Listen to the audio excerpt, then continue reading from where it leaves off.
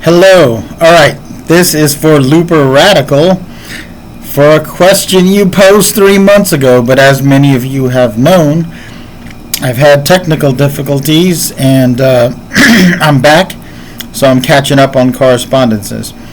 Looper Radical asked me, what is my opinion of, I'm going to try to use his exact words, punching arts or striking arts versus kicking arts. I'm going to say I don't even relate to that classification because almost every quote-unquote kicking art has punches, other strikes, grabbing, grappling, that type of stuff. So I got to go into this. I got to dive deep and explain this before I can even answer that question, because I'm probably going to have to restate that question for my mind to be able to answer it. First of all, punching arts. Very few arts have nothing but punching. Okay? Even boxing, aside from punching, has defense. So if you're including defense against punches, fine. But you do have clinching in boxing. You have limited holding. If you go to the roots of boxing, most pre-modern, let's call them, boxing systems, Old English boxing, Irish boxing, allowed extensive grappling, extensive clinch fighting, and throwing. And in some rule sets of English boxing, I'm halfway through a book on bare knuckle boxing in England. It states that putting, which is kicks to the shins, was allowed. So you're talking about a striking format where you could punch in clinches, you could throw the person down, and you could apply low kicks. So not just a pure punching art, but I get your point. I get your point that in many sport martial arts,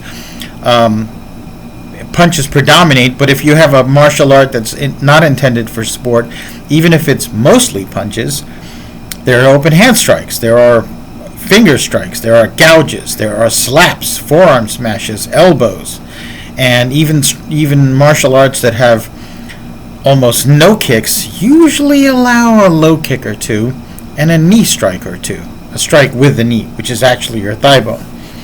So yeah, kicking arts. I can only think of two purely kicking arts, or near purely kicking arts. One is capoeira, namely capoeira Angola. But think about it. I did a little capoeira in college. Angola is the older form, a little slower tempo, lower to the ground. Regional is a more modern form, lots of jumps and things like that. But all capoeira that I've seen allows for sweeping. It allows for bumping with the shoulder. Regional actually had quite a bit of headbutt work. It's all done in slow motion so nobody gets hurt, and Regional is done fast-paced. But I'll give you an example.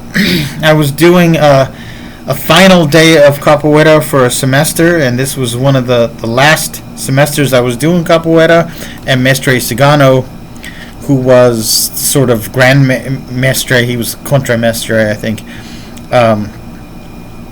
came down to sort of supervise that last class, and I was playing with a small, very small, smaller even than me. She was like, how would I describe her? Afro Latino with a little white in there, possibly native, very, had a very distinct look. And we were playing, and I was, trying to play nice, and she poked me right in my eye for some reason, right? And I kept playing, I kept blinking, but I mean, it was allowed, and I don't know where that eye poke came from. I think Mestre Cigano told her to do it, because sometimes when I'm playing with the higher Cordelos, I would see their moves as very threatening and forget I was doing capoeira and do another move and dump them, right? But I've seen capoeiristas do takedowns and open hand palm strikes, and simulate what even look like combinations of the hands. And then you have Taekyon, which is an old Korean martial art game, and it was played mostly with kicks, more push kicks than hard kicks. Things were controlled, but you could grab and do takedowns. And so even it's impossible to have purely a kicking art, right? So what about our punching arts or punch-centric arts? I mean, if you do Southern-style Kung Fu or Fukinese Kung Fu like Five Ancestor Fist, Wing Chun Southern-style Kung Fu like Hung Gar, Choi Lei Foot, a lot of hand techniques, tons of grabs, chin nas, elbow smashes, knee smashes, foot sweeps. But almost every form has a kick. Several kicks, right? They like their groin kicks, their side kicks, their oblique kicks, their stomping kicks, even a few back kicks that are not necessarily high, like to the upper chest, but more to the abdomen. And many Kung Fu schools have no problem taking their old forms and adding a few roundhouse kicks.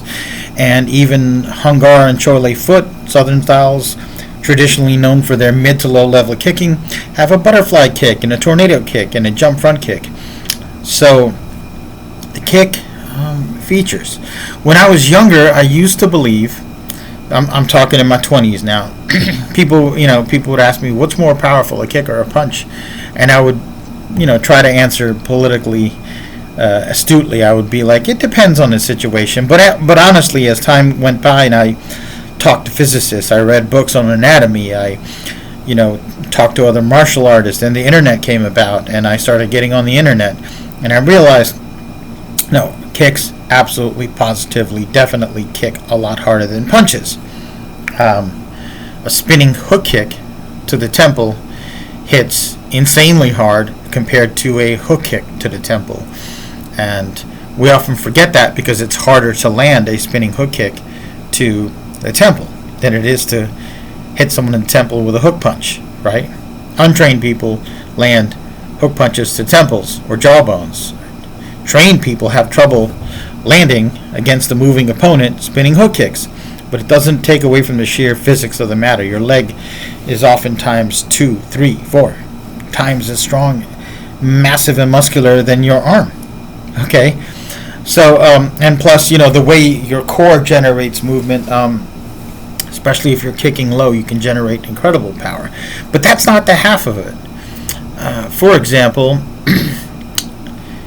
punching someone in the nose is relatively easy compared to kicking someone in the nose.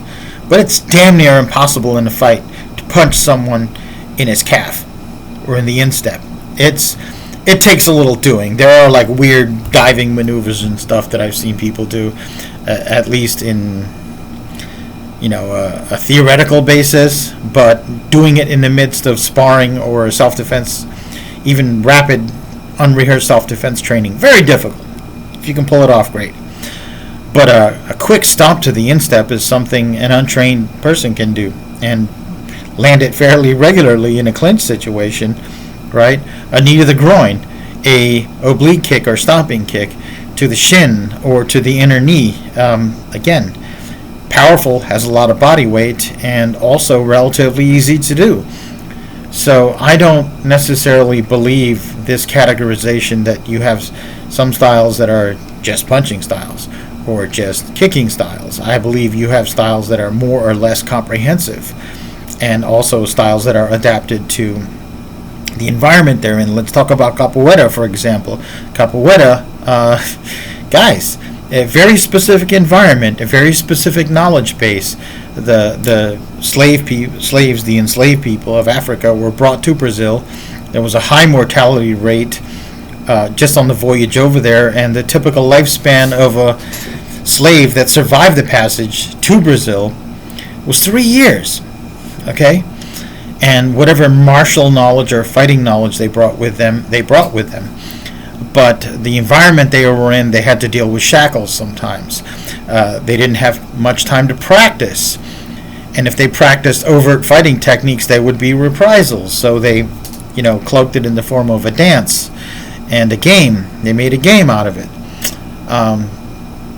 But also, they often could only play on Sundays when they had little time off.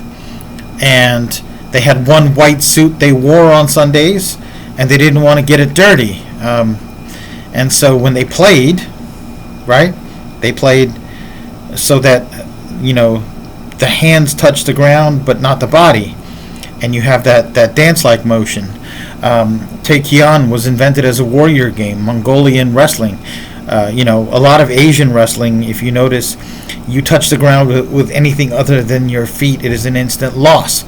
If you were a Brazilian Jiu-Jitsu adept and you went to Mongolia and said, let's have a wrestling match, and you pulled guard, they'd be like, you lost. If you wanted to keep going, people might even intervene, like, what the hell's wrong with this guy? Where's his sportsmanship, right? China, many duels, serious duels, even potentially to the death, could be ended by pushing the person off the platform, the lei tai, or out of bounds. And if you knock someone off the lei tai and they survived and you leapt off and you went to finish them off, again, even if it's a challenge match, a death match, people might intervene, right? Cultural context. So I used to love kicking as a young man. I mean, in my 20s and in my 30s, I was throwing lots and lots of kicks every single day. High kicks, low kicks, middle kicks, everything.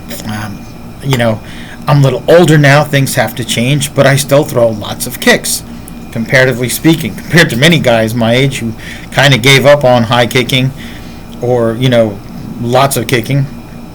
For example, when I teach at Zinni's kickboxing gym, one thing I do is I'll throw kicks, sometimes slow, sometimes fast, sometimes hard, sometimes soft, at the students, and I'll have them practice blocking and moving and covering, because they need to. And many of them are taller than me, and I still kick high at them. I'd like to throw high roundhouses at them because that's going to come at you, right? Especially in kickboxing. So, I believe as a martial artist, you want to develop your abilities, a good mix of skills to help you develop your body, your mind, and your martial ability, but just realize environment and context is almost everything when it comes to technique selection. If you're training for sport and you're capable of high kicks, you should train them, and you've got to learn how to defend against them because it is a valuable target area. It expresses a lot of speed, power, and reach. However, if you're in the cage, MMA, realize that that's a little bit less permissive for kicking because the floor is padded, or reasonably padded, and there's chain fence, so it helps the grappler, right? If you slam a grappler down, or you're throwing a kick, and the grappler drops his knee to the ground and shoots in for your leg, it's a little easier on that surface than it would be outside on concrete or blacktop. There's neighborhoods I've been in where there was hot concrete and blacktop with bits of gravel and broken glass. You did not want to go down on there. There were watchers who could go from being bystanders to participants very quickly. In that environment, kicks, especially low kicks, are even better because you can kick and move and create distance. Low kicks in particular. So yeah, you see where I'm going. Of course, standing on your legs and striking, moving, and defending with your hands is more natural than kicking. But if it was unnatural, we wouldn't do it. People have been kicked to death. And incidentally, some of the most deadliest techniques in martial arts, as far as unarmed, is taking a person down and stomping on them. A stomp kick to the face or liver or kidney is probably one of the most lethal techniques out there, as opposed to grounding and pounding him. You've watched ground and pounds where the guy hit 5, 6, 7 times before the person passed out or before there was damage. Imagine throwing someone down and immediately stomping on their bladder and then soccer punting them in the face. You could kill them, right? Which I'm not saying is our goal, but understand the realities of the human body and human environment and human conflict. So, in other words, I don't see it as a dichotomy. I see it as a continuum and possibilities.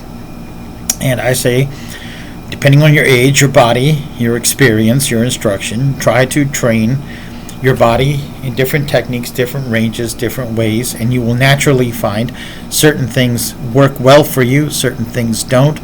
You may never become a high kicker. You may never be able to execute a jump spin hook kick in combat, which I think is, incredibly difficult to do, but I've met people that could do that. Not just in sparring, but I mean in self-defense situations. Low kicks, a low shin kick. Even for some people that's not so good because their shins are bony and unconditioned. But if you're wearing a pair of Timberlands, a few side kicks and punt kicks and oblique kicks are devastating, right? Punches, don't limit yourself to just the fist. Okay, that's my opinion. I don't even know if I stated a very clear opinion, but these are my thoughts. You have, if you're lucky, if you're born and haven't born undamaged, without a disability, and you haven't had an accident, a traumatic incident, you've got arms, legs, elbows, knees, shoulders, a brain. You've got a head for headbutting and a head for thinking. You've got fingertips. You've got your heel, the ball of your foot. You've got your shin. You've got your knees. You've even got your hip as a striking weapon. I've used that bouncing. All right? Train what you can to the ability you can. Pick amongst the things that you train. Your standbys, your go-tos. Know what they are. And then have fun with esoteric techniques. I just think kicking's fun. All right, guys. Have a good day.